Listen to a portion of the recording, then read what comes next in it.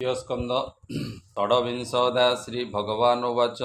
शुण जननी मो वचन जे तत्त्वज्ञानर लक्षण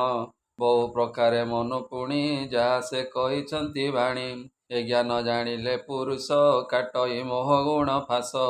ନିଶ୍ଚଳ ଭାବେ କରି ଧ୍ୟାନ ଆତ୍ମାକୁ କରନ୍ତି ଦର୍ଶନ ଏ ଅଶେଷ ବନ୍ଧନ ଫିଟାଇ ବିବେକ ଜ୍ଞାନ ପ୍ରକାଶଇ ମାୟା ଯନ୍ତ୍ରିତ ଅହଙ୍କାର ହୃଦରୁ ହୁଏ ତା ଦୂର ଏ କହିବା ଶୁଣ ମନ ଦେଇ ଯେ ମାର୍ଗେ ସଂଶୟ ନଥାଇ ଯେ ଆତ୍ମା ଅନାଦି ପୁରୁଷ ପ୍ରକୃତି ପରେ ତାର ବାସ ସ୍ୱଭାବେ ନିର୍ଗୁଣ ଅଟଇ ଜ୍ୟୋତି ସ୍ୱରୂପ ପ୍ରକାଶଇ ବ୍ୟାପିଛି ଏ ବିଶ୍ୱ ସଂସାରେ ପ୍ରାଣିକ ବାହ୍ୟ ଅଭ୍ୟନ୍ତରେ ଏ ରୂପେ ପ୍ରକୃତି ପୁରୁଷ ସୂକ୍ଷ୍ମ ସ୍ୱରୂପରେ ପ୍ରକାଶ ସେ ବିଷ୍ଣୁ ସୃଷ୍ଟି ଇଚ୍ଛା କରି ଆଦି ପ୍ରକୃତି ରୂପ ଧରି ତ୍ରିଗୁଣ ଜାତ ସେ କରଇ ରଜ ସାତ୍ୱିକ ତମ ଦେଇ ରଜେ ସର୍ଜଇ ପାଳେ ସତେ ତମ ସ୍ୱରୂପେ ହରେ ନିତ୍ୟ ଏ ରୂପେ ଲୀଳା ସେ କରଇ ଦୈବ ଗୁଣ ଭୟ ଯେହି ଏ ଜୀବ ହିଁ ନାନା ରୂପ ଧରେ ଚିତ୍ର ବିଚିତ୍ର ଏ ସଂସାରେ ପ୍ରଜା ସର୍ଜଇ ନାନା କଳ୍ପେ ସ୍ଥାବର ଜଙ୍ଗମାଦି ରୂପେ ଏ ଜ୍ଞାନେ ଆବୃତ ତାର ଦେଇ ସାକ୍ଷୀ ସ୍ୱରୂପେ ସେ ଦେଖଇ ଏ ରୂପେ ପୂର୍ବର ଅଭିୟାନ ପ୍ରକୃତି କରଇ ନିର୍ମାଣ ଏ କର୍ମର ଗତାଗତ ହୋଇ ଉଚ୍ଚ ନିଚକୁ ସେ ନିୟଇ ଏ ପ୍ରକୃତି ମାର୍ଗେ କରି କର୍ମ ପ୍ରାଣୀ ଲଭନ୍ତି ପଥ ଶ୍ରମ ନିବୃତ୍ତି ଧର୍ମ ମୁଖ୍ୟ ହୋଇ ଏବେ ନିମାର୍ଗ ସେ ବି ଆଇ ସାକ୍ଷୀ ସ୍ୱରୂପେ ସର୍ବଦେଇ ଦେଖଇ ହୃଦ ପଦ୍ମେ ରହି କାର୍ଯ୍ୟ କାରଣେ କର୍ତ୍ତା ହୋଇ ପ୍ରକୃତି ଯେତେକ ଅଟଇ ପୁରୁଷ ତାହା ସେ ଭୁଞ୍ଜଇ ସୁକୃତ ଦୁଷ୍କୃତାଦି ହୋଇ ହେମନ୍ତ ଶୁଣି ଦେବହୂତି ସନ୍ଦେହ କରି ପଚାରନ୍ତି ଦେବହୂତିରୁବାଚ ହେ ଶୁଣ ହୋ ପୁରୁଷ ଉତ୍ତମ ସଦୟ ସ୍ଥୂଳ ସୂକ୍ଷ୍ମ ଶୂନ୍ୟ କି ରୂପେ ପ୍ରକୃତି ପୁରୁଷ ଜଗତେ ହୋଇଛି ପ୍ରକାଶ ହେମନ୍ତ ଶୁଣି ଭଗବାନ କହନ୍ତି ଅମୃତ ବଚନ ଭଗବାନ ବାଚ ଯେତେ ତ୍ରିଗୁଣ ବନ୍ଧନେ ସତ ଅସତ ଜନ୍ତୁ ମାନେ ଆତ୍ମାରେ ଜ୍ୟୋତି ରୂପେ ଥାଇ ଅବ୍ୟକ୍ତ ରୂପେ ପ୍ରକାଶଇ ପ୍ରଧାନ ରୂପରେ ପ୍ରକୃତି ସମସ୍ତ କର୍ମେ ଅଧିପତି ସମସ୍ତ ରୂପ ସେବ ହୋଇ ମହତ ଆଦି ଯେତେ ଦେଇ ଗୁଣ ଜନନୀ ଏକ ଚିତେ ଚତୁର୍ବିଂଶତି ତତ୍ତ୍ୱ ଯେତେ ଏ ପଞ୍ଚବିଂଶ ଚତୁର୍ଦଶ ପ୍ରତ୍ୟକ୍ଷ କରିବା ପ୍ରକାଶ ପୃଥିବୀ ଆପ ତେଜ ଜାତ ଆକାଶ ଆଦି ପଞ୍ଚଭୂତ ରୂପ ଏ ରସ ଶବ୍ଦ ସ୍ପର୍ଶାଦି ତନ୍ମାତ୍ରରେ ବେଦ ଜିହ୍ବା ନାସିକା ଚକ୍ଷୁ କର୍ଣ୍ଣ ଚର୍ମ ପାଣି ପାଦ ବଚନ ଷଣ ପାୟୁ ଏ ଦଶମ ଇନ୍ଦ୍ରିୟ ବୋଲି ଏହା ନାମ ମନ ବୁଦ୍ଧି ଯେ ଅହଂ ଚିତ ଚତୁର୍ବିଂଶତି ଏହୁ ତତ୍ତ୍ୱ ପଞ୍ଚବିଂଶତି କାଳ କହି ଏ ରୂପେ ସଂଖ୍ୟା କର୍ମ ହୋଇ ପ୍ରକୃତି ଏତେ ରୂପ ହୋଇ କାର୍ଯ୍ୟ କାରଣେ ପ୍ରବୃତ୍ତଇ କାଳ ସ୍ୱରୂପରେ ପୁରୁଷ ସର୍ବତ୍ର ହୁଅଇ ପ୍ରକାଶ ଏ ଦେହ ମୂଳ ଅହଙ୍କାର ଆୟୁ ହରଇ ନିରନ୍ତର ଏ ଦେହେ କର୍ତ୍ତା ନୀତି ହୋଇ ସମସ୍ତ ଭୋଗ ସେ କରଇ ଏ ପୁଣ୍ୟ କାଳ ଚେଷ୍ଟା ବଳେ ସର୍ବନାଶଇ ଭୂମି ତଳେ କାଳ ସ୍ୱରୂପୀ ଭଗବାନ କାଳ ସ୍ୱରୂପୀ ହୋଇ ଜାଣ ଏ ପଞ୍ଚବିଂଶ ରୂପ ହୋଇ ଅପରେ ଶୁଣ ମନ ଦେଇ ମସ୍ତେ ଧର୍ମେ ପରିପୂର୍ଣ୍ଣ ଯେ ଯେତେ ପରେ ନାହିଁ ଧର୍ମ ସେ ଯୋନି ପରେ ଯେ ପୁରୁଷ ପରମ ରୂପୀ ସେ ପ୍ରକାଶ ସେ ସର୍ବଭୂତେ ପରିପୂର୍ଣ୍ଣ ଜଳରେ ଚନ୍ଦ୍ରମା ଯେ ସନ ପ୍ରକୃତି ତାର ତହୁଁ ଜାତ ତାତହୁଁ ହୁଏ ମହତତ୍ତ୍ୱ ହିରଣ୍ୟ ମଧ୍ୟ ତାର ଦେଇ ବ୍ରହ୍ମାଣ୍ଡ ମଧ୍ୟ ବିରାଜଇ ଏ ବିଶ୍ୱ ଆତ୍ମା ଯେ ଅଟଇ ସୂକ୍ଷ୍ମ ସ୍ୱରୂପେ ଅଛି ରହି ଆତ୍ମାରେ ପ୍ରକାଶ ସେ ହୋଇ ଘୋର ତିମିର ନାଶଇ ଯେ ସ୍ଥାନେ ରାଗ ବସ ନାହିଁ ପର ଅପର ନ ଜାଣଇ ସତ୍ୱଗୁଣରେ ପ୍ରକାଶଇ ନିର୍ମଳ ଜ୍ୟୋତିର୍ମୟ ଦେଇ ସେ ବିଷ୍ଣୁ ଭକ୍ତି ଲଭେ ସ୍ଥାନ ବାସୁଦେବଟି ଯାର ନାମ ଅଧ୍ୟାତ୍ମା ରୂପୀ ସେ ଚୈତନ୍ୟ ମହତ୍ତ ବୋଲି ତାର ନାମ ପର ଉପରେ ବ୍ୟାପିଛଇ ବିକାର ଭାବ ଯାର ନାହିଁ ତୋ ଇଚ୍ଛା ଶାନ୍ତି ଭାବ ହୋଇ ଅମୃତ ଭାଗ ତାର ଦେଇ ଜଳ ତରଙ୍ଗୁ ଯେନେ ଫେନ ସୃଷ୍ଟି ତା ଦେହରୁ ଉତ୍ପନ୍ନ ଏ ଯାହା ତହୁଁ ଜାତ ହୋଇ ଯେ କ୍ରିୟା ଶକ୍ତି ରୂପେ ହୋଇ ଏ ଅହଙ୍କାର ରୂପ ତିନି ଜନ୍ମଇ ଶୁଣ ଗୋ ଜନନୀ ସାତ୍ୱିକ ତାମସ ରାଜସ ଏ ତିନି ହୁଅନ୍ତି ପ୍ରକାଶ ମନ ଇନ୍ଦ୍ରିୟ ପଞ୍ଚଭୂତ ଏ ତିନି ଗୁଣେ ହନ୍ତି ଜାତ सहस्र शिर बाहु होई शंकर शरण जा कई अनंत रूप माया सेई भूत इंद्रिय मनमयी कर्ता स्वरूपे देवे जात कारणे इंद्रिय संभूत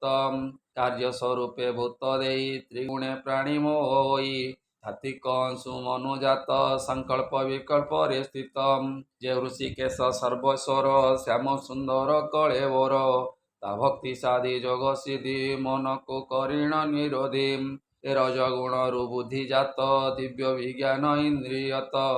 ज्ञान निश्चल अटई निद्रा विकल्पे इंद्रिय रही ए बुद्धिर बलु हुए जात ए बेग पुण तुम्भे मात क्रिया कर्म रे इंद्रियगण जे जहा कर्मे प्रवर्तन प्राण से क्रिया शक्ति बले भोग भुंजई कौतूहले हे बुद्धि विज्ञान शक्ति बले ध्यान जोगरे से निश्चले मस गुण पंचमात्र विष्णुर अंशे से विदित आकाश गुणे श्रोत्र होई शबद संग्रह करई तादि पंचमात्रा माने अर्थ आश्रय जे स्थाने ए आत्मालिंग कुशे तोषंती स्वभावे अदृश्य अटंती प्राणिक बाह्य अभ्यंतरे प्राण इंद्रिय जे आत्मारे आश्रय होई नदी सन्ति आकाश गुणे प्रवृत्ति आकाश गुणे पंचमात्र कालर गति बळे जात सर्वमात्रारु वायु होई कर्मता संग्रह करई दु कठिने कर्म होई शीत तपत जे जानई मत वृक्षे हंती जन्म शाखा प्रशाखा पत्रमान रूपे एक ब्रह्म तई सर्व उत्पत्ति हुई आत्मा को आश्रय करिताई वायुर बळे से चलई इंद्रियगण शब्द गंध प्राणी की करती वेद कर्म मार्ग रे भ्रमंती प्राणी को विग्रह चिंतती शब्द जे कर्ण आश्रय करे रूप वसई चक्षुधारे आघ्राणे गंध जे वसई रस से जिह्वारे रही सजे चर्म रे विहरे एणु तपति सर्वठारे अग्नि पवन नाभि देशे बसंती क्षुधा तृषार से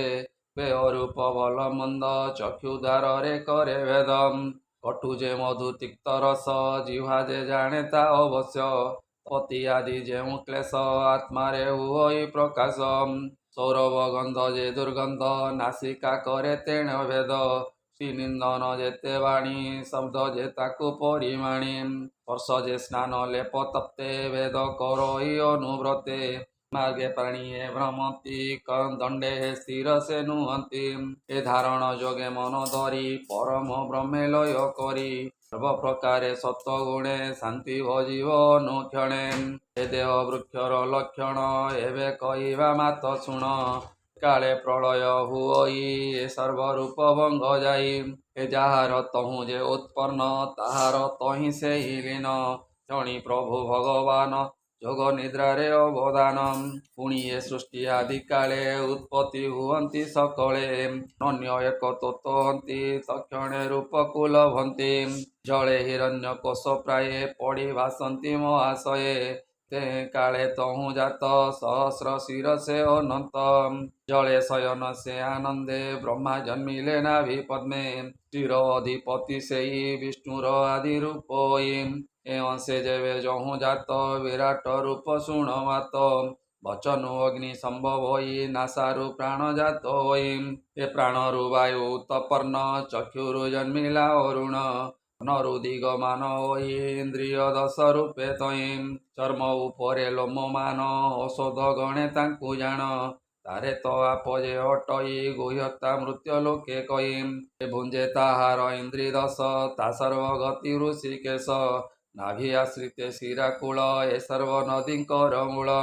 उदरे समुद्र अक्षयी क्षुधा पिपासा अग्निदयी मन जे अधिष्ठित होई विषय भेद से करई मनर परे बुद्धि जात से बुद्धि महतु संभूत एते प्रकारे जात होई विराट अंगरे बहई ए चतुर्दश लोक स्थिति विराट अंगरे रहंती तानु जेवा जात होई से अंगे से हु विश्रामयी क्षेत्रज्ञ रूपे आत्मा थाई साक्षी स्वरूपे से देखई कार्यकरण इंद्रिगण आत्मा को करंती भ्रमण ए भाव जानी मोर पादे जेवा भ्रम ही अप्रमादे ए भव जलु से तरई माया ताकु न लागई सुजन जने एणे रस कहिले जगन्नाथ दास श्रीमद्भागवते महापुराणे परमहंस संहिते वयासिक्यां तृतीयस्कन्धे कपिलदेवहूतिसंवादे नाम षड्विंशोऽध्यायः। बोलानन्दे कवार हरि हरि बोल।